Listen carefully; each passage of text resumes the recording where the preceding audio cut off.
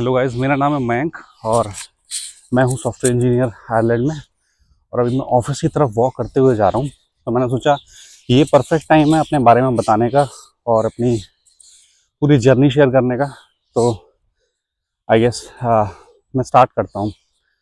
तो बेसिकली मैं हूँ दिल्ली से और I come from a middle class family and मेरे ऐसे कोई ड्रीम्स नहीं थे, कुछ नहीं थे कि मुझे आयरलैंड आना है, ऐसा कुछ है।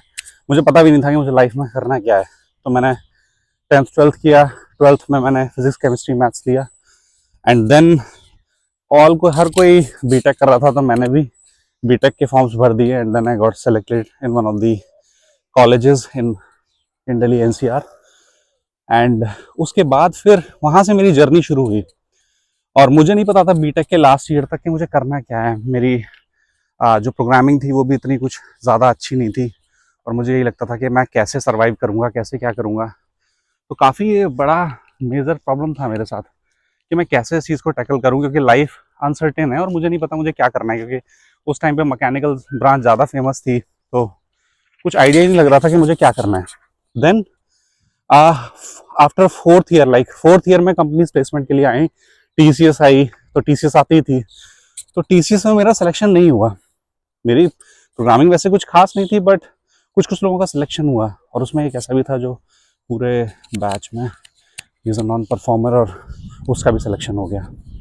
तो सर्टेनली वो मेरे साथ काफ़ी इश्यूज़ हुए। मुझे समझ नहीं आया कि मुझे क्या करना चाहिए और मैं काफ़ी डिस्टॉर्ट हो गया। मुझे लगा यार मेरा तो सिलेक्शन ही नहीं होगा, मुझे करना क्या लाइफ में, मुझे पता ही नहीं है मुझे सिंगर बनना है या मुझे कुछ और करना है, कुछ समझ ही नहीं आ रहा था। Then I started preparing for the interviews and everything और मेरा फिर एचसीएल में हुआ और फिर और कंपनीज में हुआ, बट आई प्रेफर्ड एचसीएल।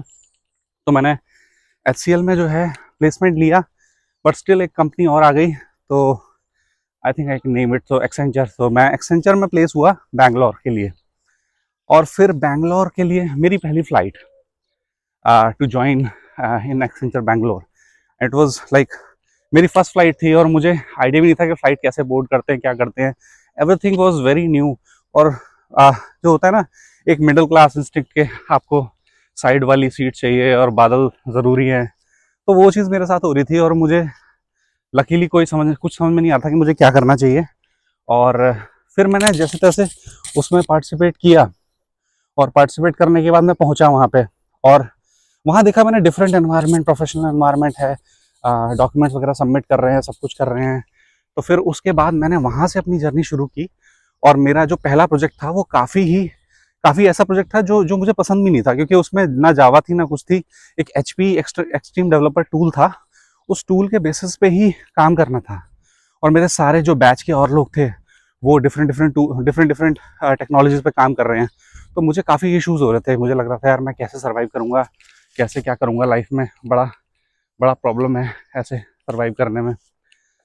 तो फिर मैंने अपने मैनेजर को बोला कि यार मुझे रिलीज़ कर दो, मेरे को जावा की प्रोजेक्ट चाहिए। तो उन्होंने बोला बिलीव मी मयंक, बहुत अच्छा टूल है और नीश टूल है, इस पर बहुत काम मिलेगा और बहुत ही फ़ायदा होगा तुम्हारा अगर तुम इसी टूल पे काम करोगे तो मैंने कहा ठीक है भाई, मैं ऐसा करके देख लेता हूँ।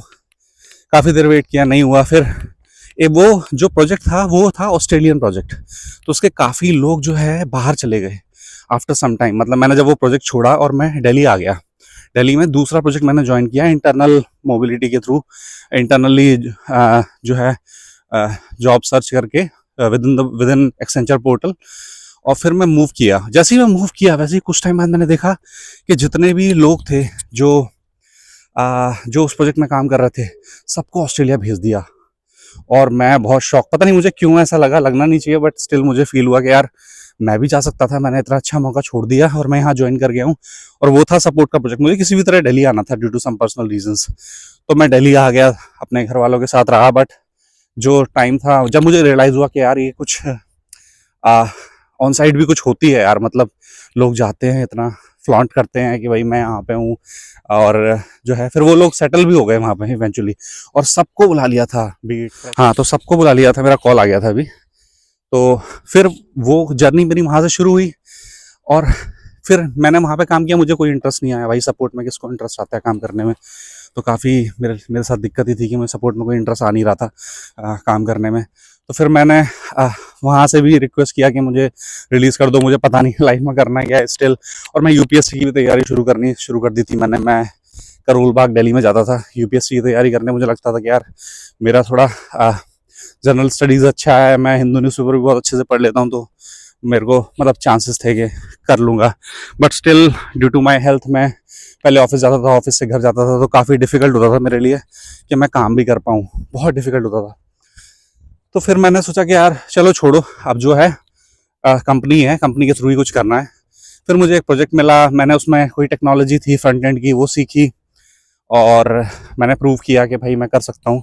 वहाँ से मुझे थोड़ा इंटरेस्ट जगा। मुझे कोई इंटरेस्ट नहीं था प्रोग्रामिंग में या कुछ में, तो मुझे फ्रंट एंड का थोड़ा आइडिया था। मुझे लगता था यार जो चीज़ देखने में अच्छी लगती है उसको मैं विजुअलाइज करके काम कर सकता हूँ, तो मैंने वही किया। फिर मैं उस पर काम करता रहा और फिर मुझे लगा प्रोजेक्ट सर्च करना ये और कुछ। मुझे लगता था कि लोग स्विच कैसे कर लेते हैं विद इन कंपनीज, बहुत डिफिकल्ट था। 3 साल का एक्सपीरियंस था, समझ नहीं आता कैसे स्विच होगा, क्या होगा। फिर मैंने प्रिपरेशन शुरू करी। प्रिपरेशन शुरू करने के बाद मैंने काफ़ी कंपनीज में इंटरव्यूज़ दिए, सब कुछ दिया।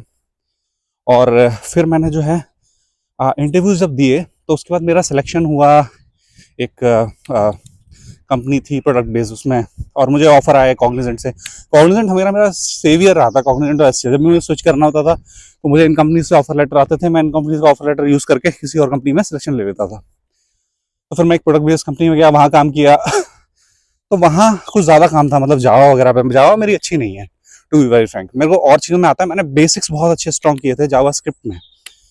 तो जो आजकल अक्षय सैनी और ये सब लोग पढ़ा रहे हैं, ये मैंने ऑलरेडी फील किया है और खुद से पढ़ा है सब चीज़ें। तो मैंने जावा स्क्रिप्ट और इन सब लैंग्वेज में अपना जो है काफ़ी अच्छा स्कोप था और मैंने काफ़ी अच्छा पढ़ लिया था, बहुत बहुत बहुत गहराई तक मतलब।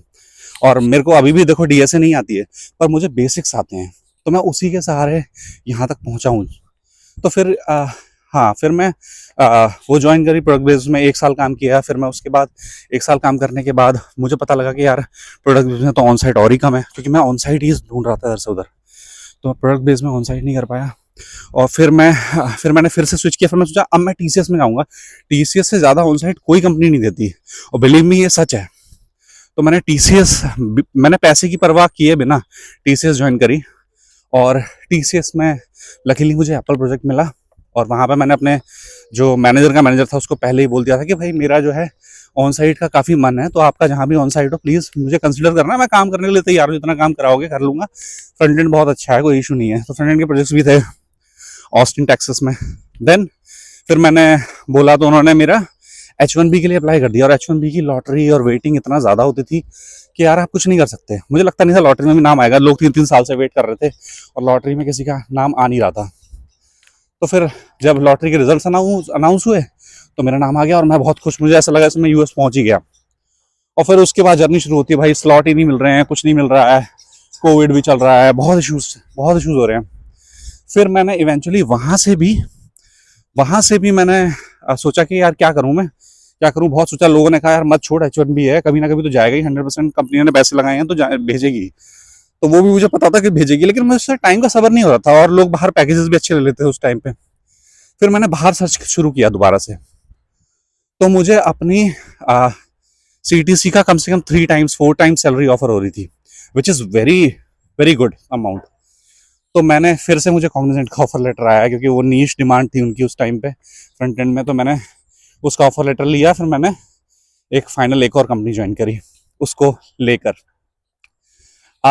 देन फिर से मैंने जब कंपनी को ज्वाइन कर रहा था तो मेरी मैनेजर से बात हुई। मैनेजर कहा हाँ, यहाँ ऐसा कोई बंदा ही नहीं है जो ऑन साइड ना गया हो, क्योंकि अगर तुम्हारा ऑन साइड का भी क्रेज है, मन है, तो I think this is the perfect time, you can opt for it. तो मैंने वो कंपनी ज्वाइन कर ली, और फिर जब मैं ज्वाइन कर ली तो मुझे सरप्राइजिंगली पता लगा कि कोई ऑन साइड नहीं है, it is very difficult. Then मुझे बहुत दिक्कत हुई, मतलब काम अच्छा था, सब कुछ था, रिलैक्सिंग था, स्मूथ था, कोई इश्यूज़ नहीं थे मुझे मैनेजर के साथ।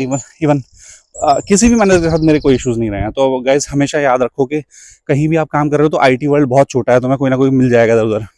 तो डोंट गेट इनटू ग्रजेस और किसी भी ऐसी तरीके से। फिर मैं फाइनली जब ये फाइनल कंपनी ज्वाइन की, फिर मैंने स्टार्ट सर्च किया। मैंने देखा कि मेरा रिज्यूमे कैसे मैं बेटर कर सकता हूँ, क्या नई टेक्नोलॉजी लर्न कर सकता हूँ, एज अ फुल स्टैक बन सकता हूँ कि नहीं। तो मैंने मर्न स्टैक को फॉलो किया और मैंने काफ़ी कुछ पढ़ना शुरू किया स्क्रैच से, दोबारा से। और मेरी प्रिपरेशन थी, मैंने 2-3 महीने प्रिपेयर किया लग के बहुत अच्छे से। 2-3 महीने कुछ नहीं होते, बट मैंने स्टिल लग के प्रिपेयर किया। कुछ कुछ कंपनीज में मेरा शॉर्ट लिस्ट हुआ, मैं जर्मनी, स्वीडन एंड बहुत सारी कंपनीज में अप्लाई किया, कनाडा और पीआर का भी देखा, सब कुछ किया। It's a long story all together. But फिर मैंने फाइनली एक कंपनी थी उसको अप्रोच किया, तो उससे मुझे टैक्स फिक्स नाम से कंपनी है, जर्मनी, आप सर्च कर सकते हो, छोटी कंपनी है but still they were sponsoring visa. मुझे पता लग गया था कि मुझे कैसे रीच आउट करना है, ड्यू टू इतने सारे मेरे रिजेक्शंस आए थे। आई थिंक 250 और 300 रिजेक्शंस थे जो स्ट्रेट अवे आते थे, और पता नहीं आउट ऑफ नो वेयर। तो देन उसके बाद मैंने लॉजिक क्रैक किया कि एक्चुअल में कंपनीज हायर कैसे करती हैं, और आपको सीवी अपना कैसे, क्योंकि आप सीवी जब अपना भेजते हो तो वो पहले एटीएस में जाता है, और एटीएस ही उस सीवी को रिजेक्ट कर देता है विदाउट कोई एक्चुअल रिक्रूटर उस चीज़ के लिए लुक इन करे। तो मैं, अगर आपको इस चीज़ से रिगार्डिंग कोई हेल्प चाहिए तो just write help for job, and maybe I share the documents and everything that I have prepared by my own, and और मैं सेलेक्ट भी हुआ तो इसलिए वो आपको हेल्प हो जाएगी काफ़ी। फिर एक कंपनी है लक्सॉफ्ट भी बहुत अच्छी कंपनी है, and it can sponsor candidates to Poland. मेरा पोलैंड का फाइनल राउंड तक हो गया था, बट उसके बाद उन्होंने एंड टू एंड आर्किटेक्चर पूछा, और मैं लास्ट राउंड में, एंड आई वाज क्लूलेस कि मुझे करना है क्या है। टेस्को के लिए ओपनिंग थी, तो that's how things were. And उसके बाद मुझे एक कंपनी ने, मैंने अप्लाई किया, उसके 1 महीने बाद उनका मेरे पास रिवर्ट आया कि आपने अप्लाई किया था, तो are you still looking for the job? मैंने कहा यस। तो उन्होंने मेरा इंटरव्यू लिया, first round, second round, third round, और जो जेडी में जो भी रिटर्न था उसमें ज्वाइन जॉब डिस्क्रिप्शन में, तो मैंने वो सब अच्छे से प्रिपेयर कर लिया था, बहुत अच्छे से। मैंने कोई भी नो स्टोन अनटर्न्ड होता ना, तो वो मैंने कर रखा था। मतलब कुछ भी मेरे को छोड़ना ही नहीं है, सब कुछ मेरे को अच्छे से पढ़ना है, पीओसीज करने हैं, प्रूफ ऑफ कंसेप्ट करना है, सब कुछ मैंने अच्छे से किया। और फिर फाइनली मुझे, मतलब मैं विजुलाइज कर पा रहा था कि शायद मैं ले सकता हूँ। इतने रिजेक्शन यार, मतलब पूछो मत, काउंटलेस रिजेक्शन। आपको लगेगा यार अब छोड़ दो, नहीं होने वाला, कोई स्पॉन्सर नहीं करेगा बाहर। फिर मैंने आयरलैंड का अप्लाई कर रखा था, तो मेरा वहां से मेरे राउंड शुरू हुए। फर्स्ट राउंड शुरू हुआ, फर्स्ट राउंड बहुत पॉजिटिव गया, सेकंड राउंड बहुत अच्छा गया। उसकी भी मेरे पास स्ट्रैटेजी है कि मुझे कैसे करना चाहिए, या आप लोगों को कैसे करना चाहिए, वो मैं शेयर कर दूंगा अगर आप कहेंगे तो फिर ये सब मैंने किया, और मैंने फाइनली जो है मुझे याद है मेरे सारे राउंड बहुत अच्छे गए। फिर एंड में जो हायरिंग मैनेजर था उसने रिप्लाई करना बंद कर दिया। 1 महीना हो गया, मुझे समझ में नहीं आया। मैंने कहा यार इन्होंने घोस्ट कर दिया, कोई सीन नहीं हुआ। फिर उसके बाद कुछ टाइम बाद एचआर का आया कि actually we were trying to figure out something, तुम्हारा इंटरव्यू बहुत अच्छा गया है, हमें लोकली कोई कैंडिडेट यहाँ पे मिल गया ऑलरेडी, तो लोकली है भाई, तो प्रेफर उसी के करेंगे। मुझे लगा यार अब तो कुछ हो नहीं सकता, कह रहे गिव मी सम टाइम। फिर उसने मुझे दोबारा से, मैंने उसे लिंक्डइन पर रीच आउट किया, फिर उसने मुझे कहा कि मयंक फाइनली अगर तुम एग्रीड हो तो हमने एक स्वैप किया है। तो बेसिकली दूसरे प्रोजेक्ट में ओपनिंग थी उनके वहाँ पे, और जिस प्रोजेक्ट के लिए मैं हायर हो रहा था उसमें ओपनिंग थी, पर मेरा फीडबैक अच्छा था, मेरा बिहेवियर अच्छा था, और सारे फीडबैक ऑलरेडी उनके पास थे, और सेम टाइप ऑफ जॉब निकली थी। तो उन्होंने मुझे दूसरे प्रोजेक्ट के लिए रेफर कर दिया था। See depends on your behaviour, depends on your interview, कितना अच्छा इंटरव्यू आपका गया। उन्होंने आपकी प्रोफाइल, उन्हें क्या मतलब आपकी प्रोफाइल रखने का अलग से, बट स्टिल उन्होंने रखी। तो फिर उसके बाद मेरा सिलेक्शन हुआ फाइनली, और उन्होंने मेरा वीज़ा प्रोसेस किया, सब कुछ किया, and it was like an amazing journey, smooth journey. और वहाँ से मुझे समझ में आया कि यार देखो यार, मतलब आप जो सोचते हो वो होता है कभी ना कभी। टाइम लगता है, एफर्ट लगती है, मेहनत लगती है, कभी लगता है यार कि कुछ काम नहीं आ रहा है, कुछ भी काम नहीं आ रहा है। मेरी बहुत स्टेबल जॉब थी यार इंडिया में, मैंने I was working as a team lead, और फिर उसके बाद यहाँ पे एज अ सॉफ्टवेयर इंजीनियर आपको काम करना और सब कुछ करना, आई मीन बहुत ही अच्छी जर्नी है। और मुझे लगता था कि मेरा बेस्ट मैनेजर है इंडिया में, जो जिसके साथ मैं काम कर रहा हूँ, ये सब कुछ है। बट मैं यहाँ आया तो मुझे लगा यार यहाँ तो एक नॉर्मल चीज़ है, माइक्रो मैनेजमेंट नहीं होती है, कुछ भी चीज़ें नहीं होती हैं, 3-4 बजे आप फ्री हो जाते हो। तो बहुत सारी ऐसी चीज़ें हैं जो आप खुद से टेक केयर करते हो। अब देखो मैं ऑफिस के लिए जा रहा हूँ, और कितना अच्छा एनवायरनमेंट है, मौसम है। अब ये सब तो आप नहीं खरीद सकते ना इंडिया में, तो आपको अपने लिए वर्क करना चाहिए, अपनी टीम से वर्क करना चाहिए। बाकी आपको कोई असिस्टेंस चाहिए तो वो असिस्टेंस मैं प्रोवाइड कराऊंगा। आपको किसी भी तरीके से कुछ चाहिए होगा, देखो यहाँ पे सुबह के टाइम लोग वॉक करने आते हैं, और वॉक करके ही ऑफिस जाते हैं। इट्स नॉट लाइक के पैसा सेव करते हैं या कुछ ऐसा कुछ करते हैं, बट स्टिल काफ़ी लोग यहाँ पे अपनी हेल्थ को लेके बहुत बहुत कंसिडरेट हैं, और वो उस चीज़ पे वर्क करते हैं। तो I guess this is all about me, and if you need any further information about my journey और मैंने कैसे क्रैक किया, तो I can help you out with certain things from end to end. and for that I charge amount of money, but eventually it depends person to person how much he is capable. और resume में और किसी भी तरीके की कोई help चाहिए हो तो you can always reach out to me. और sometimes I assist people free, I don't charge anything for them.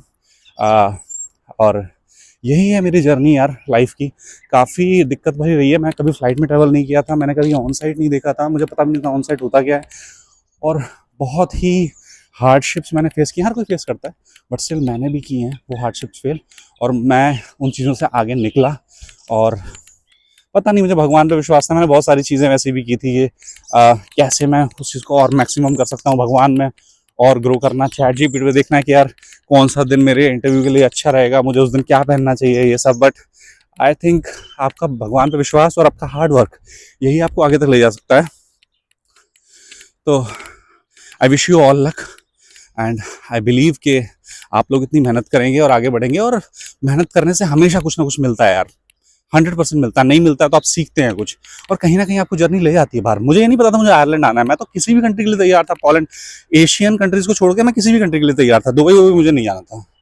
तो मुझे यूरोपियन कल्चर बहुत अच्छा लगता है, और अच्छा है भी। अगर आप यहाँ आएंगे तो आपको रियलाइज़ होगा कि यार लोग कितने अच्छे हैं, और जज नहीं करते हैं, कुछ भी माइक्रो मैनेजमेंट नहीं है। तो आई थिंक आपको सोचना चाहिए उस एंगल से। और काफ़ी ऐसी चीज़ें हैं जो आपको ध्यान में रखनी चाहिए। मैंने तो अपने एक्सपीरियंस से सीखा है, मैंने अपनी जर्नी से सीखा है। अब मैं किसी कंपनी में अप्लाई करता हूँ तो मुझे शॉर्टलिस्टमेंट आ जाती है काफ़ी बार, और इट डिपेंड्स कि आपने रिज्यूमे कैसे बनाया है, वो कैसे पार्स हो रहा है सिस्टम में। तो ये सब चीज़ें मैटर करती हैं।